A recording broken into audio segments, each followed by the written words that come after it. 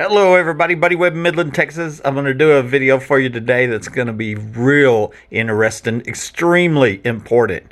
The title of it here is Midland Internal Affairs Sergeant Anthony Corson. And one thing I want to talk about is the checks and balances. We all know that you're going to have some public corruption, in law enforcement and with elected officials and such. There's no doubt about it. But of course, there are certain checks and balances there to try to at least help that problem. And one of them is internal affairs. They're supposed to be non-biased, and where you could go as a citizen and you could report crimes committed by the police to the citizens, and it would be legitimately investigated. It looks like we don't have that here. It looks like they promoted one of the dirty cops that are involved in the crimes to be the internal affairs sergeant. I'm going to explain that to you right here. Short story on Facebook here. November 9th, 2010 was my first call to the police for a burglary of a habitation. That's a felony. The dispatcher wrote on this police report, "Complainant advised he just got home, and he is certain someone was in there. He advised he has a gun and checked his residence. The gun is put away. Nothing is missing, but he thinks as he drove into the garage, he thinks someone may have ran out of sliding glass door." I had found my sliding glass door open, and I hadn't opened it in 6 months. I'm sure that somebody was in my home. This was 2 months before I reported my first people in the attic for the first time. Okay, I thought it might have been a neighborhood kid at the time, and still think that might be possible. Okay, and not even suspecting all the other crimes, $1 million underground homes, tunnels, attics, none of that. It didn't even enter my mind. Officers A. Corson and Stephen Truex were dispatched to my house that night. A. Corson wrote on this report, "Nothing going on here. Complainant possibly 1096, which means mental patient or crazy." Keep in mind that I was a 28-year company man, grandfather, homeowner, never had a felony, and they're already laying the groundwork. The police were already laying the groundwork to smear my name for reporting a valid crime, okay, a felony. This is what they do to all of the homeowners that report people in the attic. And keep in mind, I didn't report anybody in the attic on this call. I just believe them officers knew this was one of the rigged homes. On January 8, 2011, 2 months later, I made my second call for a burglary. The dispatcher wrote on this report, "Complainant stated someone is sawing on garage and sounded like someone is in the attic. And complainant stated he is home alone, can hear the noises, so he blocked the attic so they couldn't get out, and stated he can hear what sounds like someone sawing on the garage door trying to get in, and garage will be on the front of the residence. Garage is the only place at the house that he doesn't have cameras set up." Of course, at that time, I didn't have proof that they were hacking my cameras, okay? And there was lots of things I didn't know at that time. That was my very first call for a burglary habitation. I truly was freaked out. There's no doubt about it. And I was in my closet with a gun, whispering. Okay. Officer A. Corson, Michael Chandler, and Alexander Brandley were dispatched to my home with backups with Joseph Moeller and Peter Dillinger. These police refused to go up into my attic and investigate, so I told them that if they'll wait downstairs, then I'll go up and look, but they refused to do that too. There was a large party going on next door at this time at the home, which had the suspected tunnel entrance in the backyard. That's the rude neighbor next door. Okay.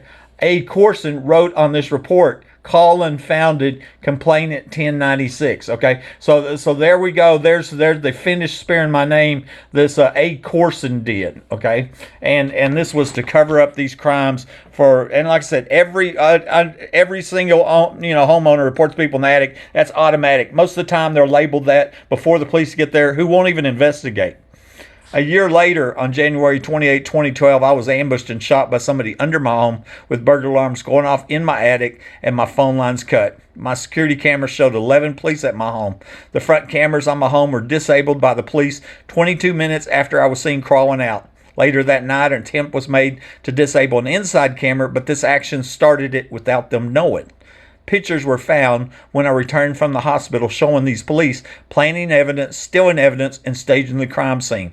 The police report for this night was subpoenaed in 2013, but illegally withheld for 7 years.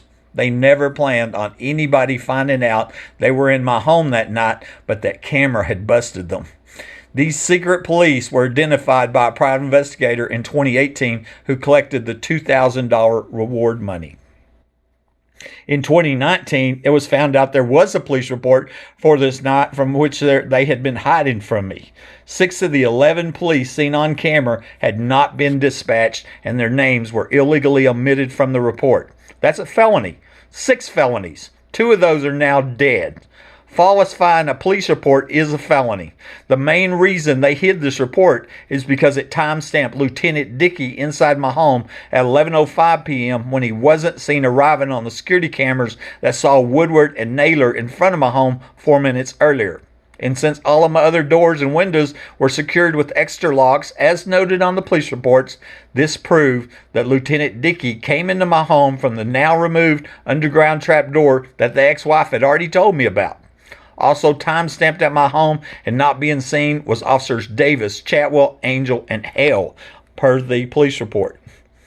Proof has now been found showing that I wasn't shot with my gun, which means that somebody under my home shot me. That is a murder attempt. I've also documented over 50 other homeowners reporting people in the attic, with more than a dozen addresses in Midland and another dozen in Odessa. 2 women told me they had been drugged and raped after reporting people in the attic. They were also called crazy by the police, as were all the other crime victims. And there is multiple people now documented as saying that tunnels and underground homes are here. One of those people was a guy that was running for Midland Sheriff in 2020. That's Joe Lozano, who I secretly recorded. In fact, it looks like one of the 4 3-bedroom $1 million underground homes said to be here is located in my backyard, according to old Google Maps. This was recently deleted after being posted for many years. I notified the city of Midland about it, and then it got deleted. I started to report these police for these crimes, but then I saw that the internal affairs officer is Anthony Corson, the same cop that had smeared my name on the police reports for my first 2 calls for burglary of a habitation.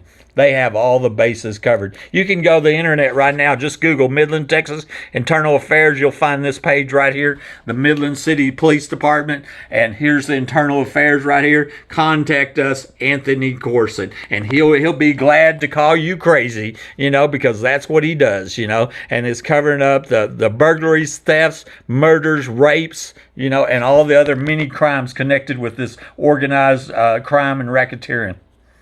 My first comment says the now Internal Affairs Sergeant, Anthony Corson, was on my first 2 calls for a burglary of a habitation. He called me possible 1096 on the first one, and that wasn't for somebody in the attic. And he called me 1096 on the second one. All of the homeowners who have reported people in the attic are called crazy, and I've documented over 50 of them. 2 women told me they were raped after reporting people in the attic. So what do you think would happen if I report these crimes to Police Internal Affairs, A. Corson? Okay. This thing is a little blurry. There, it finally popped in there so I can show you.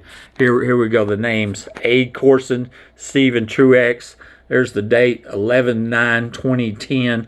Okay, and Corson, which is 2220, Complainant, possible 1096. My first call, and that wasn't even for people in the attic. I didn't even think of that. My second call here was on January 8, 2011. That's a little blurry. Here it says can hear noises, so he blocked the attic. Complainant is hiding his 9mm in a closet with his shotgun. That's what it says. A. Corson. Michael Chandler, that's the husband of Secret Police April Chandler, dirty cop April Chandler. And then Bradley Alexander, Joseph Mueller, and Peter Dillinger's on there. Once again, 2220's A. Corson, and he's the one that wrote Call Unfounded, Complainant 1096. He's the one that was smearing my name, and these were valid felonies, okay? Here's an old spreadsheet. This is an old list of homeowners that I documented reporting people in the attic. There are now many more. Just yesterday, I was told about this happening in Kentucky, and I was told about 2 other homes in Midland last week. This is going on all over, which represents thousands of burglaries, thefts, rapes, and murders. This all works thanks to public corruption and a press that won't tell the public the truth. Okay. And so this is, like I said, an old spreadsheet that I provided just recently to Lieutenant Gray at the Midland Sheriff Department. He's like, where did you get this? And I said, I created it. I mean, I heard these people on the scanner. They've contacted me. They emailed me. They told me. I've got their names, the year here, the city. Okay. Was it on the scanner? Where I found out from, etc. Notes about it, and this was an old one. This, like I said, this was 42 on that one. And there's many more of them from California to Alabama, more than a dozen in Midland, another dozen in Odessa. It's going on all over the place. 2 women told me they were raped after reporting people in the attic. This one was in over Odessa, and I was told this several years ago.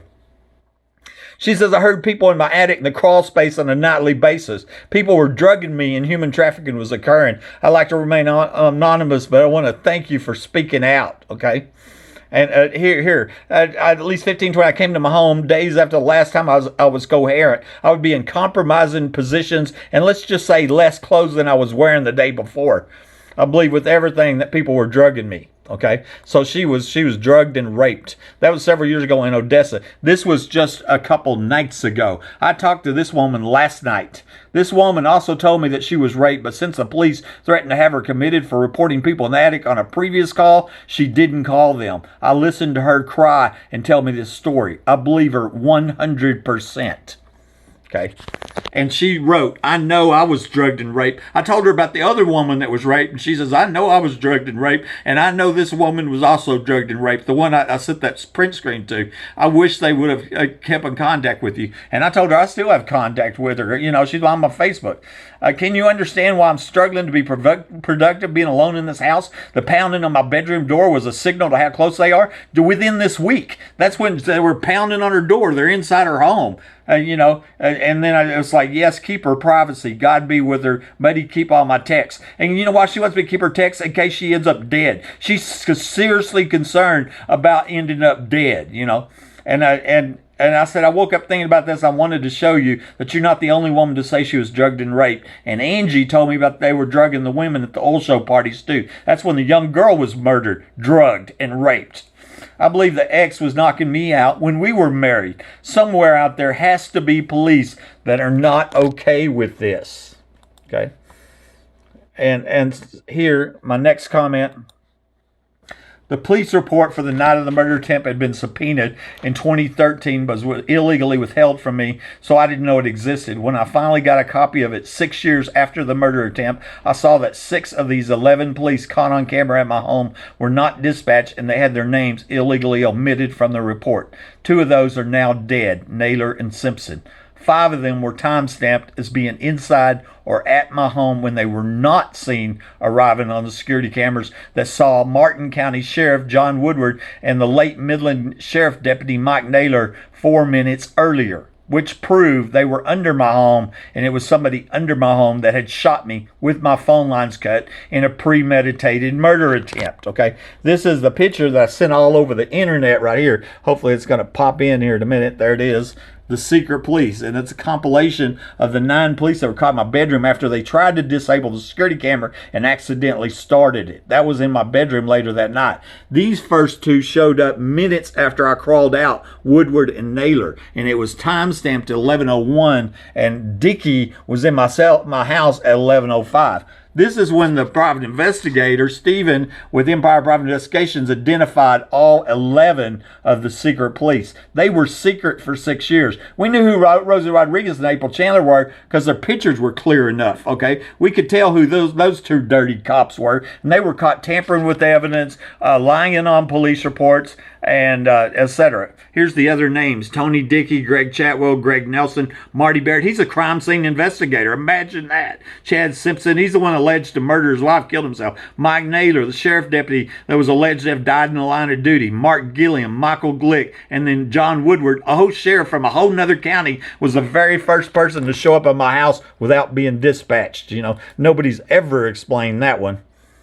Lieutenant Dickey was inside my home at 11:05, but he wasn't seen arriving on the security cameras that saw Woodward and Naylor at 11:01. That's what proved that he was under my home. And it was somebody under my home that had shot me by surprise with my phone lines cut. See, I didn't get that evidence right here, this police report, and find out Dickie was in my house at 11:05 until 7 years after the murder attempt, because they illegally withheld the police report. There's a picture of Dickie and his daughter right here. Okay, and what it's showing here is Woodward and Naylor showed up at my house, with their spotlights showing up at 11:01. I crawled out at 10:42, just minutes earlier. The reason I crawled out is because they cut my phone lines and shot me. And then here's Dickie inside my home, and he wasn't seen arriving, and so that's how we know he came from under my home. And it was also it was Davis, Dickie, Chatwell, Angel, and Hale. And so the point is, when you go to report this to the internal affairs officer, guess who that is? Anthony Corson, the first one of the first police officers at my house, and responsible for smearing my name. This is Buddy Webb, Midland, Texas. It's lawlessness here, folks. There's no telling how many other women have been raped and how many other people have been murdered. It has to stop. Somehow we have to find good police that don't sneak under homes. Buddy Webb, Midland, Texas.